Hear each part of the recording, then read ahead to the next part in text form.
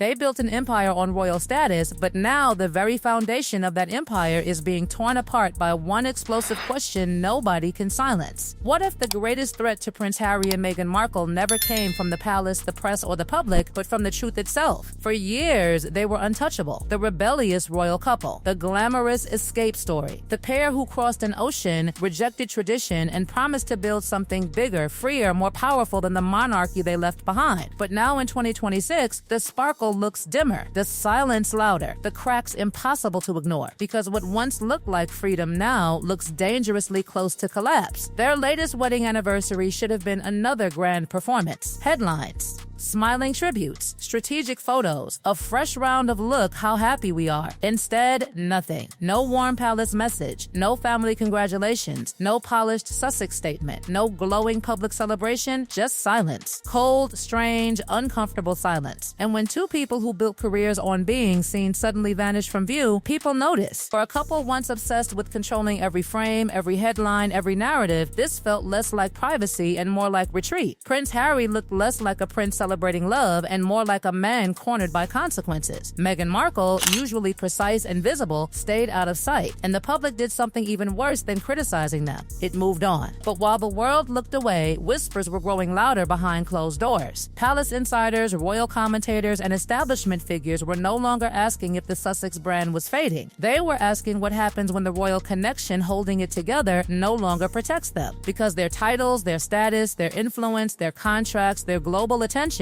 all trace back to one thing: the crown. Remove that magic and what remains? Just another celebrity couple in California fighting for relevance in a city full of celebrities. And then came the most dangerous development yet. Angela Levin, not a random gossip voice, not an internet rumor machine, someone with years inside the royal orbit, someone people in serious circles listen to. And suddenly she stopped being careful. She reportedly raised the one subject the Sussex machine never once discussed publicly: the legitimacy question surrounding Archie Mountbatten-Windsor and Lilibet Mountbatten-Windsor in the line of succession. That is not light gossip, that is constitutional dynamite. Because monarchy runs on bloodlines, records, procedures, legitimacy, continuity. It is built on certainty. And when certainty is replaced by secrecy, the questions multiply fast. Why were details so tightly controlled? Why were official traditions abandoned? Why did stories shift? Why was transparency suddenly treated like an enemy? One odd detail can be dismissed. Many details together become a pattern. For generations, royal births were handled in daylight. Public certainty, formal announcements, clear records. The institution understood something simple: secrecy weakens legitimacy. Even Martin royals embraced visibility. Princess Diana on the hospital steps. Catherine, Princess of Wales, doing the same after childbirth. It was never just about photos. It was proof, continuity, stability, public trust. Then the Sussex script changed everything. Blackouts, controlled messaging, missing clarity, confusion instead of confidence. And in royal life, when the public sees a blackout, it rarely assumes innocence. It assumes something is being protected. That vacuum then gets filled by speculation, and speculation spreads faster than truth ever can. The children themselves became ghosts in the story. Rare photos, carefully managed glimpses, a few edited moments, almost no natural public presence. Compare that with the visibility of Prince George of Wales, Princess Charlotte of Wales, and Prince Louis of Wales, who grow up in full view of national life. The contrast is impossible to ignore. Privacy can be noble, but total absence creates mystery, and mystery creates obsession. Then comes the move critics say reveals panic. Lawyers, again and again, legal threats, court actions, aggressive responses. But here is the dangerous paradox: lawsuits do not always signal strength. Sometimes they signal fear. Because the public keeps asking one brutal question, if the answers are simple, why not just provide them clearly and end it? And courtrooms are not PR agencies. Courts ask for evidence, documents, records, timelines, verifiable facts.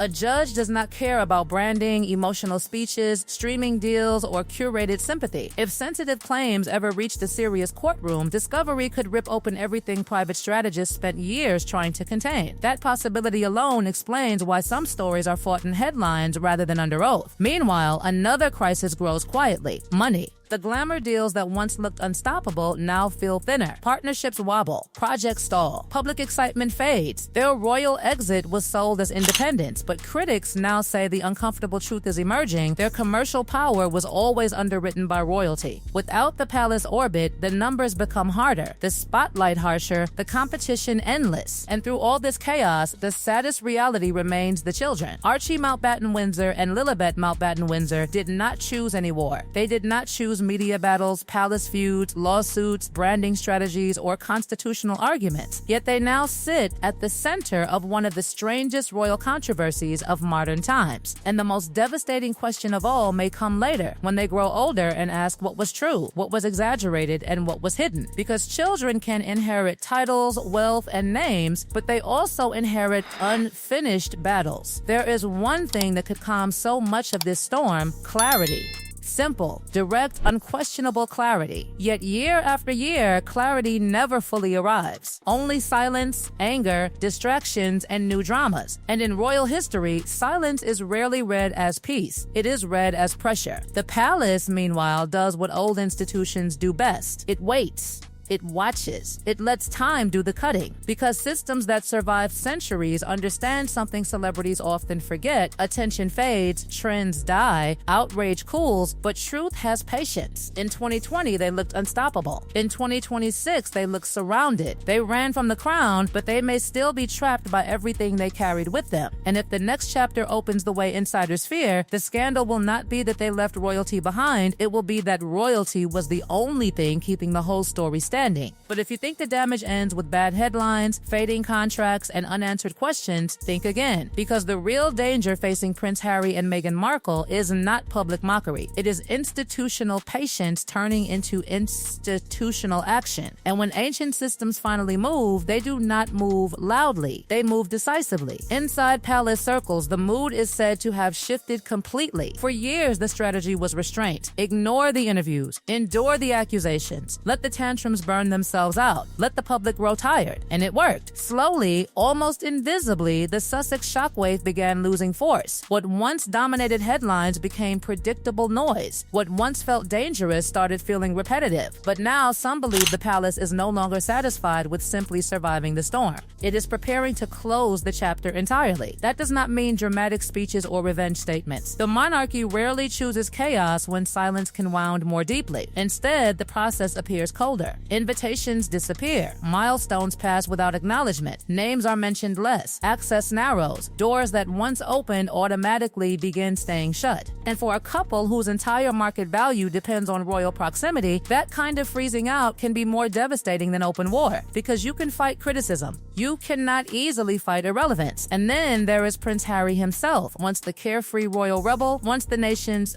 favorite prince, once the smiling soldier with natural charisma. In 2026, that image feels almost unrecognizable. The laughter looks forced. The confidence looks thinned out. The freedom he fought for now seems to come with endless lawsuits, public suspicion, family estrangement, and a life permanently dependent on explaining old grievances. The prince who wanted escape may have built a cage with better weather. The harshest irony is this: Harry spent years claiming he was protecting the next generation. He said he would prevent history repeating itself. He presented himself as the father who would shield his children from the machinery that harmed him. But critics now argue the children have become more exposed, not less. Their names are debated internationally, their status questioned, their identities discussed by strangers across continents. Instead of escaping scrutiny, they may have inherited a deeper and stranger form of it. And what happens when those children grow up? What happens when Archie Mountbatten-Windsor and Lilibet Mountbatten-Windsor read everything? When they see the battles, the accusations, the legal threats, the speculation, the headlines, the silence? Children eventually ask the questions adults avoid. They ask what happened. They ask what was true. They ask why everything had to become war. That future may be the most dangerous reckoning of all. Because press scandals fade. Family wounds often do not. If they ever feel their childhood identities were shaped by strategy instead of stability, the emotional cost could dwarf every tabloid story written today. Meanwhile, the monarchy keeps doing what it has always done: survive personalities. It survived abdications. It survived scandals. It survived divorces, betrayals, leaks, humiliation, and global ridicule. One rebellious prince and and one furious duchess were never likely to destroy an institution built over centuries, but they may have damaged themselves trying. And this is where the silence from King Charles III becomes fascinating. A father may feel heartbreak. A king must think differently. Duty is colder than emotion. Legacy is heavier than affection. If he believes the future of the crown requires distance, then distance will continue. If he believes protecting Prince William's eventual reign means reducing Sussex drama to background static, then that process may already be underway. No dramatic execution, no public stripping scene, no thunderous palace revenge, just subtraction, quiet subtraction, influence removed, prestige reduced, importance diluted, visibility minimized. This is how institutions often win, not through explosions, but erosion. And in Montecito, they likely know it. That may explain the frantic launches, the sudden appearances, the new ventures, the polished image resets, the constant need to stay in the conversation. Because once the world fully stops caring, no PR team on earth can restart genuine fascination. Attention is easiest to waste when you think it will last forever. The golden couple story that captivated the world in 2020 now feels like another era entirely. Back then, they were victims, rebels, stars, pioneers, history makers. In 2026, they risk being seen as something far less glamorous, exhausted combatants fighting old battles while the future moves on without them. And still, the deepest question remains unanswered. If everything is simple, why has clarity never arrived cleanly? Why has so much energy gone into lawsuits, narratives, documentaries, memoirs, interviews, and image management while the easiest answers remain buried beneath noise? That question alone keeps the story alive, because truth has a cruel habit of arriving late. It does not rush because people demand it. It arrives when structures crack, loyalties shift, records surface, or silence becomes impossible to maintain. The Sussex strategy often seemed built on outrunning consequences through motion, new country, new platform, new victimhood, new brand, new battle. But some things do not tire. Questions do not tire. Time does not tire. Truth does not tire. So here they stand, an ocean away from the palace, yet still trapped in its shadow. Rich, famous, globally known, yet seemingly less powerful each year. Determined to define themselves, yet forever measured against the institution they rejected. That is the contradiction haunting everything now. They left the crown behind, but they never escaped needing it. And if the palace truly has chosen patience over battle, then the ending may already be written. Not with scandalous fireworks, not with revenge, but with something colder. A slow fade into ceremonial irrelevance while the monarchy marches forward without turning its head. Because ancient institutions understand a lesson celebrity culture forgets every day. Fame screams, power whispers, and history usually listens to the whisper.